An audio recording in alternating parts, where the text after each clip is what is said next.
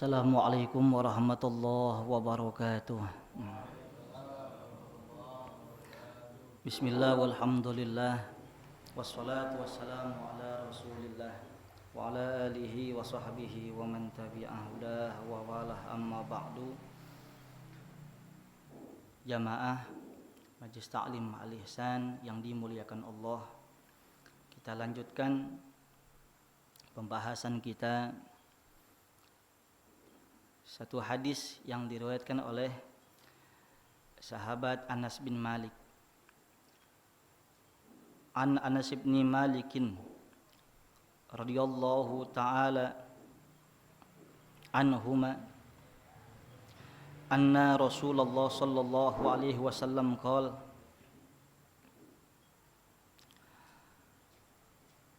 wallazi nafsi biyadihi la yu'minu ahadukum hatta akuna ahabba ilaihi min malihi wa waladihi wan nasi ajma'in. Rawahul Bukhari. Hadis yang selanjutnya ini daripada sahabat Anas bin Malik radhiyallahu taala anhu, bahwasanya Rasulullah sallallahu alaihi wasallam bersabda, la yu'minu ahadukum. Lam di sini bukan berarti linafsil jinsi,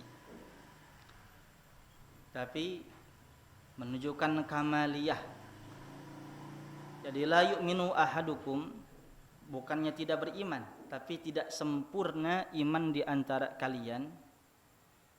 Hatta akuna ahabba ilaihi, sehingga kata Rasul, aku lebih dicinta olehnya, min malihi, daripada hartanya, wa waladihi, dan anaknya.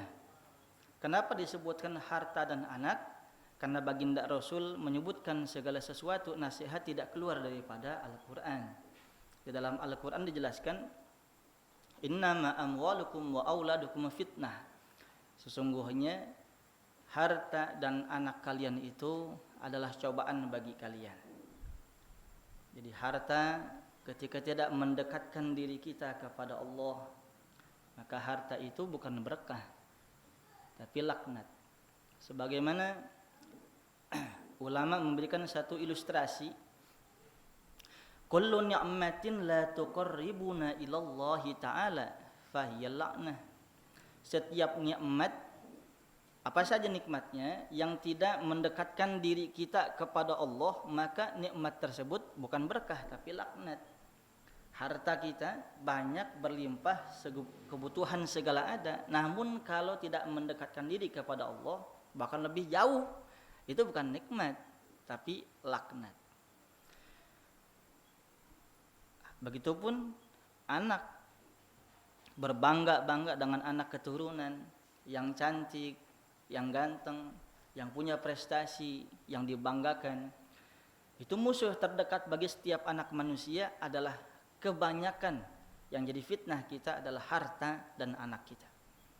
Maka Rasul menyebutkan tidak sempurna iman di antara kalian sehingga aku lebih dicintai olehnya ketimbang hartanya, anaknya, wan nasi ajma'in, dan manusia seluruhnya. Hadis ini riwayat Al-Imam Bukhari rahimahullahu ta'ala rahmatan wasi'ah.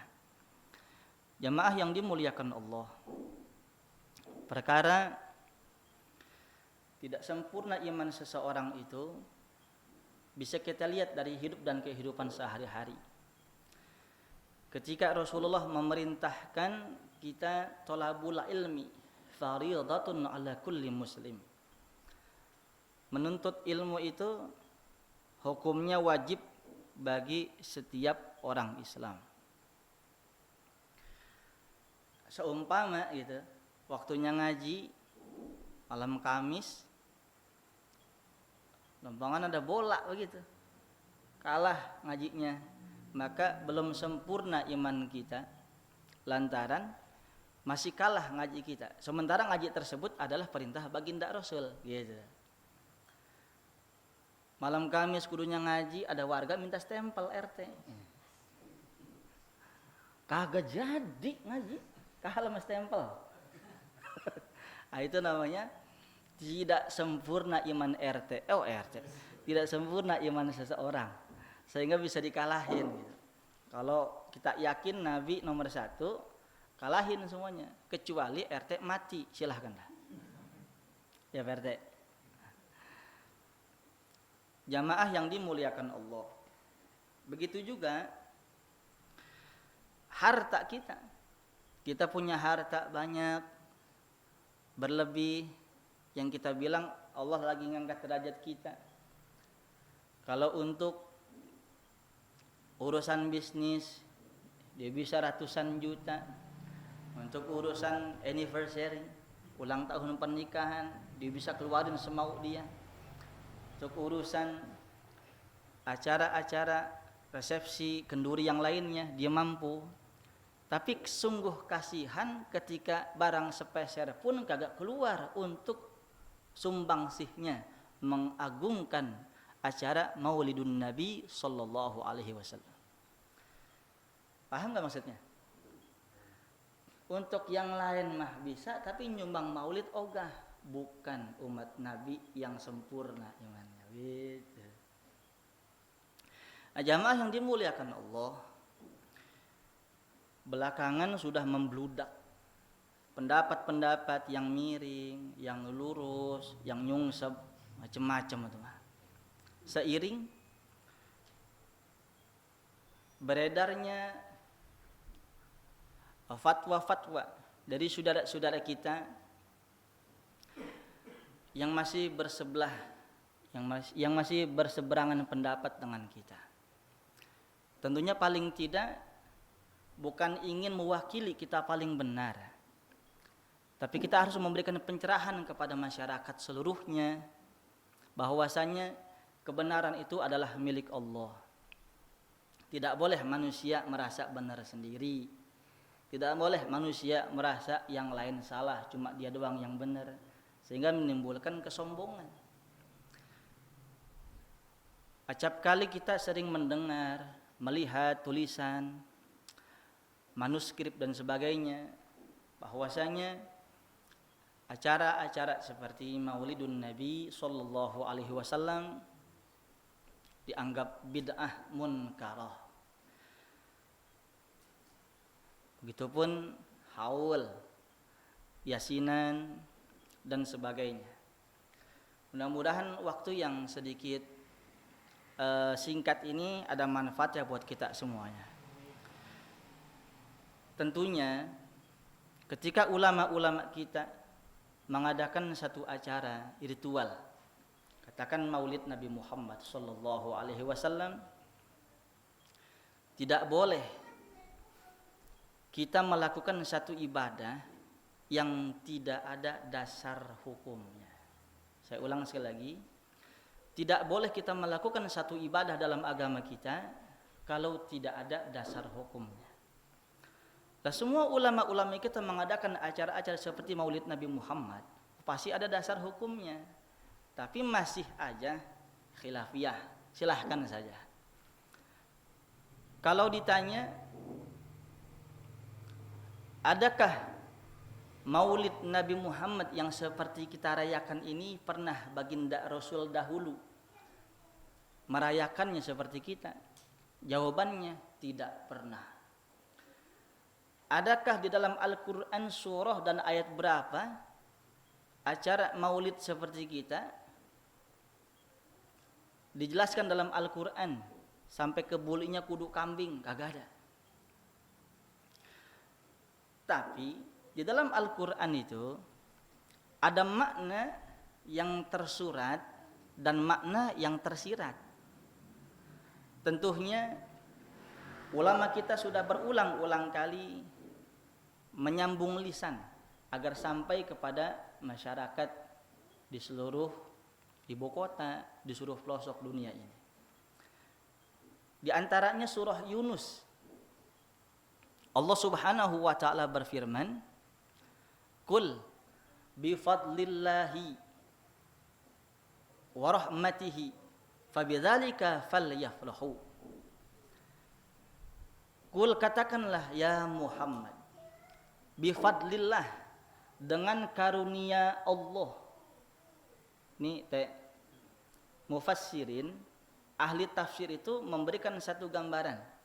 Kalau yang dimaksud dengan fadlullah, yang dimaksud dengan karunia Allah, huwal ilmu. Nah, fadlillah diartikan sebagai ilmu pengetahuan. Wa bi rahmatih, dan dengan rahmat Allah. Nah, rahmat Allah di sini diartikan oleh mufassirin An-Nabi Muhammad sallallahu alaihi wasallam. Jadi secara singkat, lantaran dengan ilmu Allah dan Nabi Muhammad, kira-kira begitu, fabizalika, maka dengan itu falyafrahu, bergembiralah kalian. Jadi ada perintah di dalam agama kita, falyafrahu. Al-aslu, ini falyafrahu bentuknya fi'il amr. Al-aslu fil amri yadullu alal wujub. Illa ma dallal dalil ala khilafih. Hukum asal perintah atau amar tersebut menunjukkan wajib, kecuali ada qarinah atau pendukung-pendukung yang lain yang menyatakan itu bukan wajib. Nah, jumhur ulama mengatakan falyafrahu di sini sekalipun fi'il amr, tapi menunjukkan bukan kewajiban, tapi kesunahan saja. Perintah dalam hal ini, Allah memberikan satu perintah, dan dengan rahmat Allah dan dengan ilmu fadlullah dan dengan rahmat Allah, fabizalika, oleh karena itu falyafrahu, bergembiralah kalian. Nah, mufassirin menjelaskan rahmat tadi kenapa diartikan Nabi Muhammad, karena diartikan pada ayat yang lainnya, wa ma arsalnaka illa rahmatan lil alamin, dan tidaklah kami utus engkau ya Muhammad kecuali untuk rahmat kasih sayang bagi seluruh alam semesta. Jadi mufassirin, jumhur ulama, ahli tafsir sepakat mengartikan rahmat Allah itu adalah baginda Rasul sallallahu alaihi wasallam. Falyafrahu, maka bergembiralah kalian. Itu. Nah, masalah bergembira itu tadi ayatnya Al-Quran. Nah, kalau sekarang hadisnya, mana hadisnya? Di dalam kitab Sahih Bukhari, su'ila an shaumi yaumil isnain. Nabi pernah ditanya tentang puasa sunnah hari Senin. Kenapa ya Rasul engkau berpuasa hari Senin? Maka Rasulullah sallallahu alaihi wasallam menjawab, hadza yaumun fihi wulidtu. Karena ini hari Senin, maksudnya yaumun, satu hari, fihi wulidtu, di mana aku dilahirkan. Di mana aku dilahirkan. Jadi baginda Rasul sallallahu alaihi wasallam mengadakan satu ritual yang namanya puasa saumu yaumil isnain, puasa hari Senin, untuk merayakan kelahiran beliau. Bahkan kalau kita mah tahunan, kalau beliau setiap Senin. Caranya yang beda. Kalau beliau dengan puasa hari Senin, tentunya apa yang dilakoni oleh Rasulullah tentunya sunnah, seyogianya kita laksanakan juga. Rasulullah bergembira merayakan hari kelahirannya setiap Senin beliau puasa, maka kita pun sunnah untuk berpuasa. Apalagi khusus nih jemaah yang pada belum melaku, kan lihat jidatnya mekar. Ente kalau udah kebangetan, tahu sapi naik ke dongdang. Udah belum laku, syahwat kayak kebo gitu, nafsunya jangan diumbar terus. Ini salah satu junnah, salah satu tameng kata Rasul, ya ma'syarasy syabab, wahai manusia, wahai para pemuda, manis tato aminkumul ba'ah.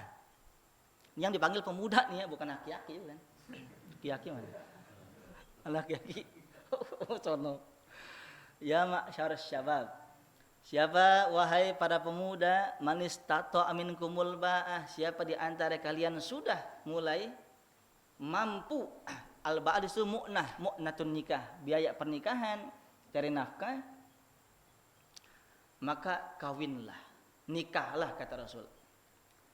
falyatazawwaj, nikah kata Rasul. Maka kalau belum sempat nikah kata Rasul, enggak siap secara mental, spiritual, belum mampu bersaing dalam mencari nafkah, maka kata Rasul, fabisiyam, puasa. Gitu. Paham ya? Karena puasa itu tameng untuk meredam syahwat. Gitu. Ini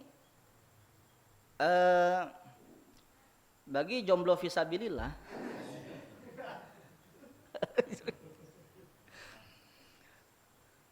cinta itu kan datang anugerah, ya. Tapi kalau salah penempatan gitu, bisa terpuruk kita. Paham nggak? Ini masalahnya kalau ada anak muda belum siap nikah lantaran satu dan lain hal, banyakin puasa. Udah tahu nafsu syahwat gede, puasa ogah, India mulu ditonton. Ente juga sama. Nah, kembali lagi ke pembahasan ya. Puasa tuh. Khususnya ditekankan kepada kita yang muhibbin fi Rasulillah. Lebih khusus lagi anak muda yang belum nikah, puasa. Nabi puasa. Padahal Nabi maksum, dijaga dari dosa. Sudah pasti masuk surga, Nabi masih puasa. Tapi salah satu jawaban yang paling utama, ini hari di mana aku dilahirkan. Senang Nabi, fabizalika falyafrahu. Lantaran ada rahmatan lil alamin, baginda Rasul, baginda sendiri senang dengan cara puasa, bersyukurnya. Lah formulasi kita dalam rangka senang, bahagia, izharul farah, menampakkan sukacita kita kepada baginda Rasul.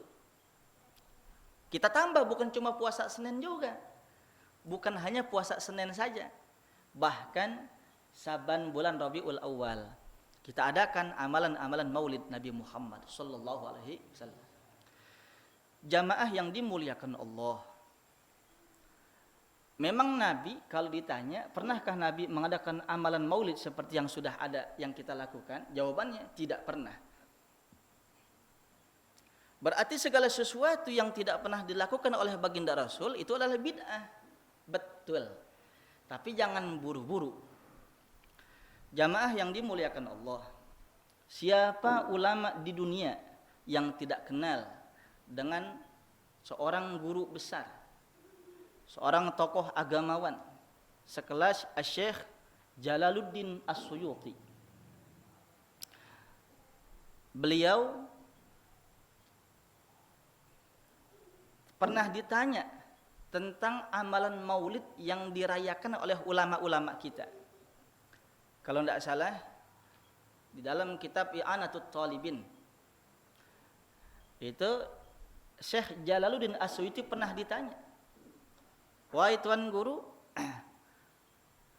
bagaimana pendapat Anda tentang amalan maulid yang dilakukan oleh umat Islam sekarang ini?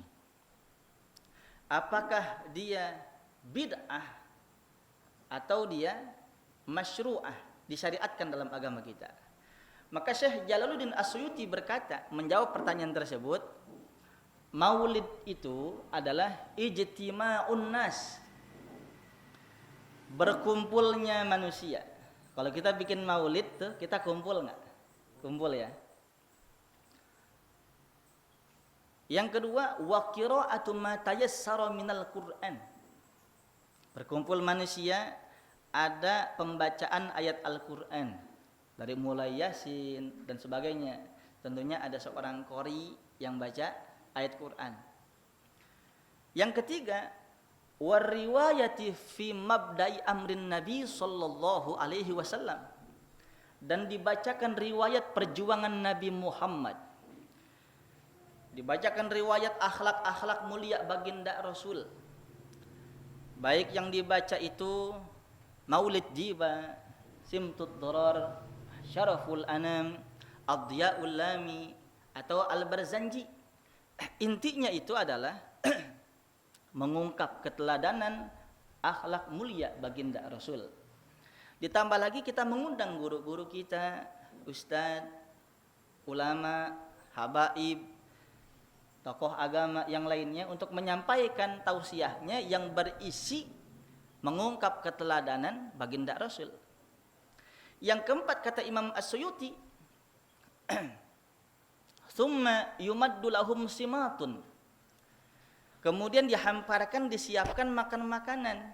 Kalau kita biasa makan kebuli atau prasmanan, atau ada yang pulang bawa besek, jangan sampai pulang bawa sendal orang. Ya'kulunahu, makan bareng-bareng. Summa yansorifuna, kemudian dia pulang. Min ghairi ziyadatin ala dzalik, tanpa ada tambahan sedikit pun.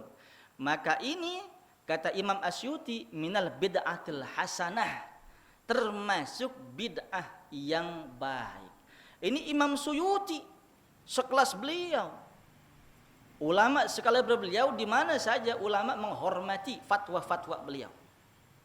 Karya beliau yang luar biasa, yang terhingga, banyak tak terhingga, ini artinya menjadi satu gambaran.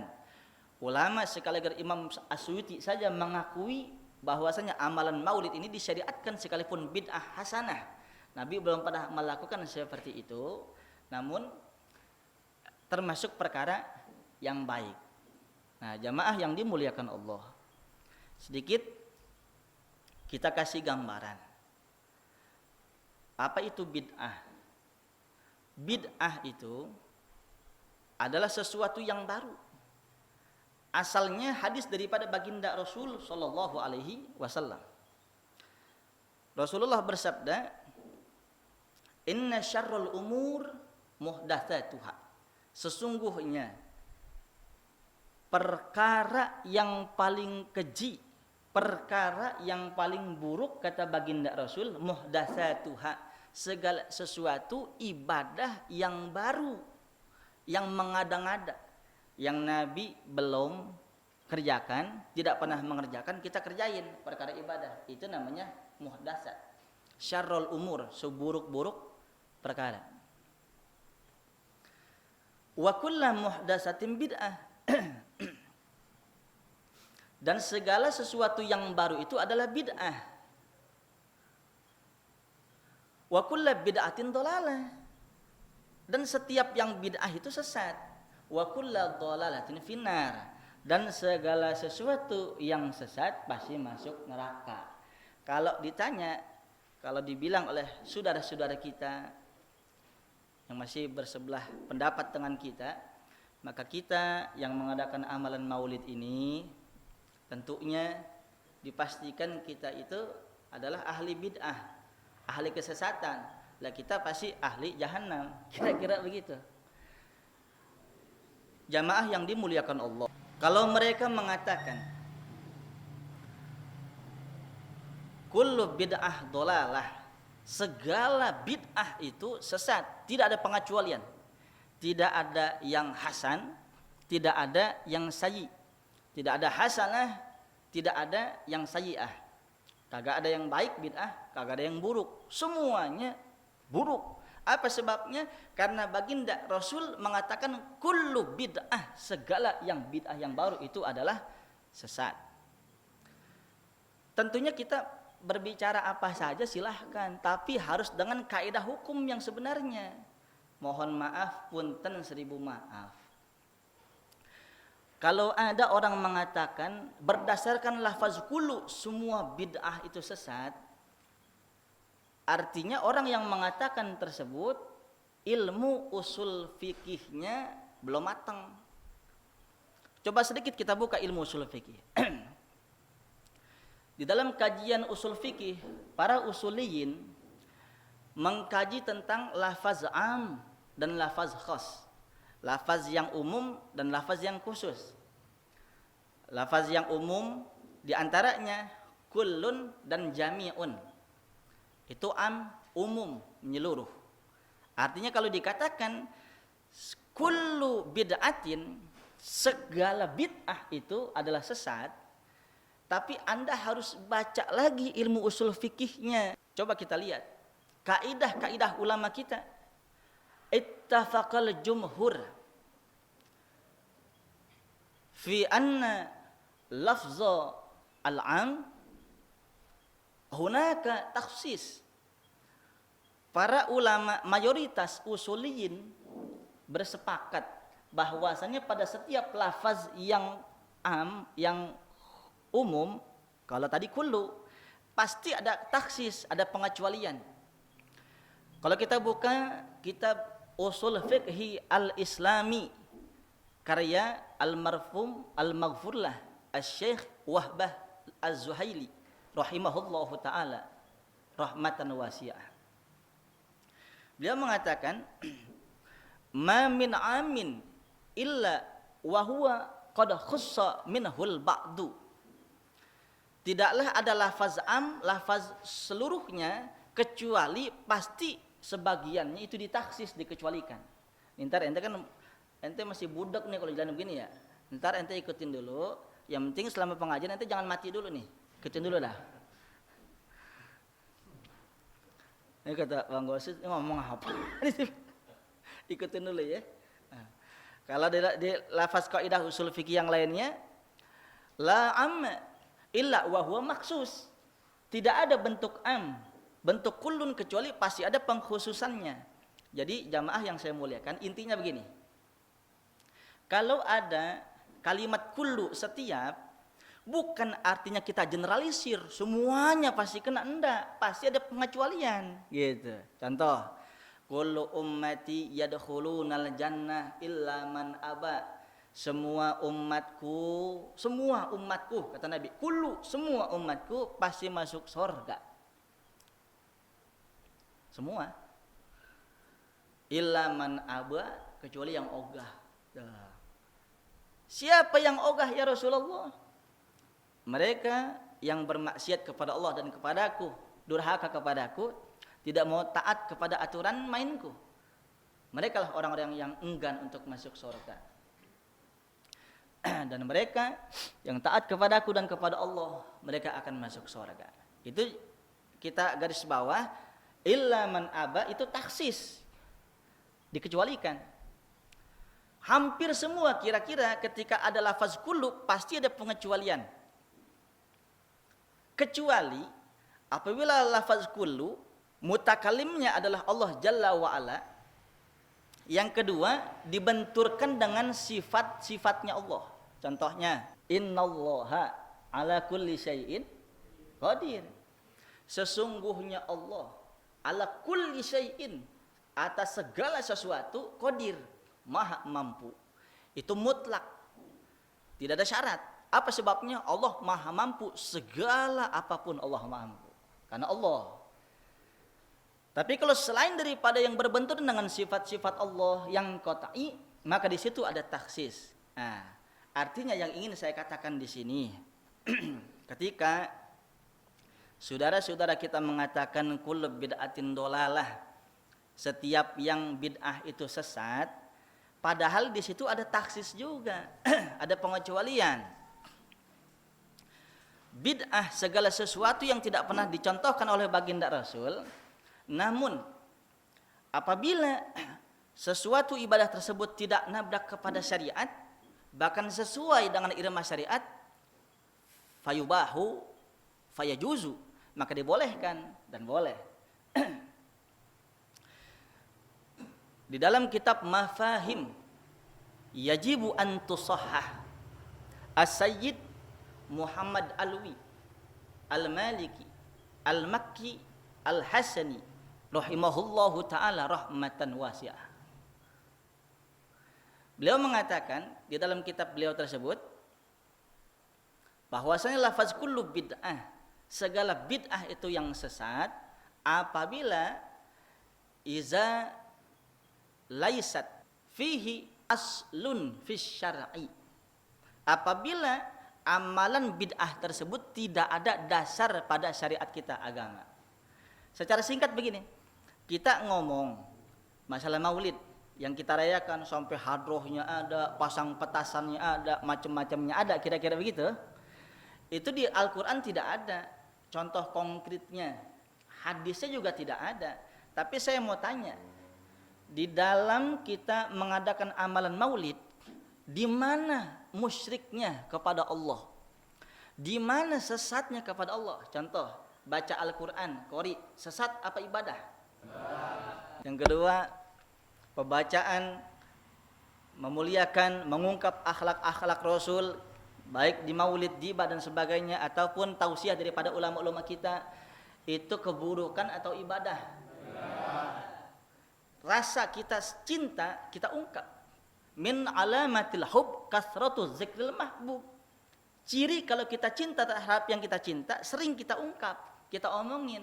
Salah satu bentuk kita cinta kepada baginda Rasul, tadi konteks ayatnya fabizalika falyafrahu.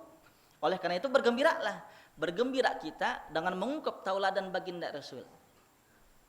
Begitupun hadrah-hadrah, sekalipun zaman Nabi hadrah maka gak ada bagi ketimpring. Tapi kan niatnya kita senang, izharul farah. Yang terakhir kita bagi-bagi makanan, makan bareng-bareng. Itu kan sedekah namanya. Dari kita untuk kita, oleh kita. Tapi acara maulid ada yang ngepet nggak? Ini tidak ada musyriknya. Maka semua amalan-amalan dalam acara maulid tersebut kan ada dasarnya dalam agama. Baca Quran ya ada, mengungkap suri tauladan tadi falyafrahu ada. Kemudian apa tadi? Hah? Ya mauizah termasuk tuh. Mauizah termasuk mengungkap falyafrahu, ya kan? Yang kedua sedekah. Apa tadi? Tsumma yumadu lahum simatun. Kemudian dihamparkan makan makanan bareng-bareng. Itu kan sedekah namanya. Yansorifuna min ghairi ziyadatin ala zalik. Pulang enggak lebih. Semuanya tidak ada musyriknya. Maka kata Sayyid Muhammad Alwi Al-Maliki Al-Makki Al-Hasani, haza bid'atun hasanah. Ini bid'ah yang baik. Lah sekarang kalau saudara-saudara kita yang mengatakan kalau kita mengambil semua fatwa-fatwa dari guru kita Syekh Muhammad bin Abdul Wahhab, sementara di dalam kitab beliau sendiri yang bernama Ad-Durarus Saniyah fil Ajwibah An-Najdiyah, ini porosnya yang digunakan oleh saudara-saudara kita yang mengatakan maulid itu adalah bid'ah, ulamanya sendiri mengatakan dalam kitab tersebut bahwasanya nakhla'u jami'al bid'ah, kami terbebas, kami lepaskan dari seluruh bid'ah. Artinya secara gamblang, bid'ah itu semuanya sesat. Tapi enggak titik, koma. Coba antum bisa baca di dalam kitab tersebut. Illa ini air mana sih? Oh ada. Iya kejauhan. Illa bid'atan laha aslun fi syar'i, kecuali bid'ah yang ada dasarnya pada syariat. Dilanjutkan sama Syekh Muhammad bin Abdul Wahhab dalam kitabnya Ad-Durrus Saniyah tersebut, kajam'i Umar at-tarawih jama'atan, seperti Sayyidina Umar bin Khattab mengumpulkan sahabat-sahabat Rasul untuk sholat berjamaah ketika khalifah dipegang oleh beliau.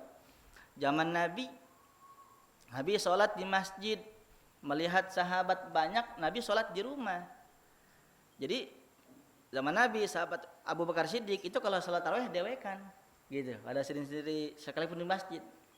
Tapi Umar bin Khattab ketika beliau menjabat sebagai khalifah, maka beliau mengatakan, mulai malam ini kita tarawih berjamaah semuanya. Maka sahabat ada yang bertanya, wahai khalifah, apakah engkau akan melakukan satu bid'ah yang tidak pernah dicontohkan oleh baginda Rasul? Kita akan terkena kesesatan dan kita akan masuk neraka. Apa kata Umar bin Khattab? Ni'matil bid'atu hazihi. Bid'ah yang bagus ini Nabi kagak mencontohkan. Tapi zamanku, ayo kita kumpul bareng-bareng sholat berjamaah taraweh, lebih indah, lebih seksama, lebih adem, lebih nyaman. Kalau kita berpatokan kepada Nabi, kita sholat taraweh itu sendiri-sendiri. Lah saudara-saudara kita yang mengatakan bid'ah itu segalanya sesat, masih taraweh bareng begitu, itu bid'ah juga. Karena Nabi dan sahabat sholat sendiri-sendiri. Maka selawat tarawih pun berjamaah itu mulai Umar bin Khattab. Apa kata beliau? Ni'matil bid'atu hazi. Bid'ah yang baik ya ini. Kenapa kita harus mengikut kepada kaul Imam Umar bin Khattab? Karena Nabi yang bilang, ashabi kan nujum. Sahabat-sahabat itu seperti bintang. Bi ayyihi muqtadaitum ihtadaitum. Sahabat yang mana saja atau bintang yang mana saja kalian ikuti, kalian akan dapat petunjuk. Hadis yang lain mengatakan alaikum bisunnati wa sunnatul khulafa'ir rasyidin. Wajib atas kalian memegang teguh sunnahku dan sunnah khalifah-khalifahku yang 4. Kira-kira begitu. Itu kan hadis sahih. Makanya apa yang dilakukan oleh Umar bin Khattab, beliau mengatakan bid'ah yang baik ini kita terima. Paham ya? Contoh yang kedua, wajam'il mushaf, mengumpulkan Al-Quran. Dimulai awal periodisasi Abu Bakar Siddiq, Utsman bin Affan dan seterusnya. Zaman Nabi, mohon maaf ya, jangan kata mengumpulkan, saudara. Kalau kita terbiasa membaca Al-Quran 30 juz, yang kita pegang cetakannya apa saja, kita pegang, kita baca, itu pun bid'ah. Apa sebabnya? Baginda Rasul Sallallahu Alaihi Wasallam tidak pernah membaca Al-Quran dengan pegang Quran 30 juz. Karena Nabi, mohon maaf, huwal ummi. Beliau adalah ummi, lam yaktub wa lam yaqra. Tidak membaca, tidak menulis. Yang menulis adalah sahabat Rasulullah. Zaid bin Thabit, seorang sekretaris baginda Rasul Sallallahu Alaihi Wasallam. Sahabat-sahabat yang lain ada yang ditulis di pelepah kurma, ada yang ditulis di tulang belulang, ada yang ditulis di tembok-tembok masjid dan sebagainya. Ketika zaman Utsman bin Affan, dikodifikasi, dikumpulkan menjadi satu rangkaian buku. Zaman Nabi tidak ada mushaf, tapi zaman Sayyidina Utsman bin Affan radhiyallahu ta'ala anhu ardah, maka perbuatan tersebut bid'ah. Tapi bid'ahnya baik karena untuk kemudahan manusia. Para hufaz, penghafal Quran, terjun di badan laga, mujahidin fi sabilillah, banyak yang syuhada yang matinya syahid. Kebanyakan yang wafat para penghafal Al-Quran. Khawatir Utsman bin Affan, sedikit orang yang hafal Quran, khawatir tercerai berai, Al-Quran akan pulang, maka dikodifikasikan. Maka dibentuk satu buku untuk maslahat umat agar lebih terjaga.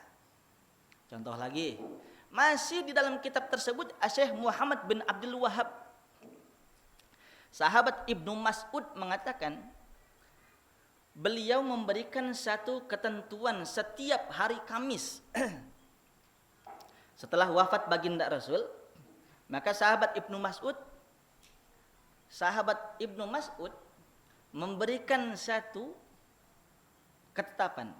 Setiap hari Kamis beliau mengajar tentang qasasul anbiya, kisah-kisah para nabi terdahulu. Padahal zaman Nabi tidak ada ketentuan. Kalau belajar fikih kudu hari Senin, belajar tafsir kudu hari Rebo. Enggak. Tapi inisiatif Ibnu Mas'ud, setiap hari Kamis beliau mengajarkan kepada sahabat yang lainnya tentang kisah-kisah para nabi. Bid'ah, tapi hasanah. Nah, yang membuktikan sendiri Syekh Muhammad bin Abdul Wahab, haza hasan, ini adalah hasan baik. Masa tokohnya mengatakan bid'ah ada yang baik, masa tingkat grassrootsnya mengatakan semua bid'ah itu adalah sesat? Bukan pengkhianat namanya. Di mana contoh bid'ah yang sesat? Datang ke Mbah Jenglot, kata Mbah, ger, reneng ger, sampean setiap malam Jumat mandi kembang 7 rupa. Yang kedua, baca jampe dari Mbah Jenglot ya. Mana Mbah bacaannya? Karuhun kalabat sadayana. Karuhun kalabat sadayana. Taqawasi, taqawaco sadaya-dayane. Bahasa bukan bahasa Al-Qur'an, dibaca sama Nabi juga tidak pernah. Bid'ah, sayyi'ah yang itu. Apa sebabnya? Timbulnya musyrik. Itu sayyi'ah. Contoh, bikin usaha biar tempatnya usahanya berkah. Kata Eyang Jenglot, pendem pala kebo biar berkah. Menggantungkan hoki kebaikan dunia, keuntungan dita'alluqkan, digantungkan dengan pala kebo, materi. Harusnya minta kepada Allah, tapi digantungkan kepada pala kebo, maka hukumnya musyrik. Nabi pernah ngelakuin apa enggak? Ada enggak unsur syariatnya di situ? Musyrik. Itu yang seperti itu. Contoh, mohon maaf, sebagian masyarakat kita kalau ada orang meninggal hari Selasa sama hari Sabtu, kalau terjenazah lewat depan rumah kita, baik-baik ngebawa kita, pecahin genteng satu. Kalau genteng kagak ada, pecahin piring satu. Biar ngapa? Biar kagak ngebawa. Lah kalau yang mati 100, genteng lu habis.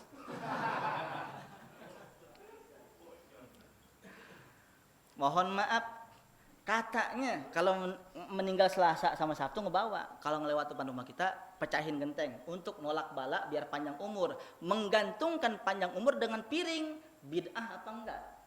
Musik apa enggak? Itu sayi'ah namanya. Paham? Umat paham? Gunting kuku jangan malam-malam dilamar urung, jauh jodoh. Emang lu ngerem terus di kamar, makanya jomblo fisabilillah. Tuh.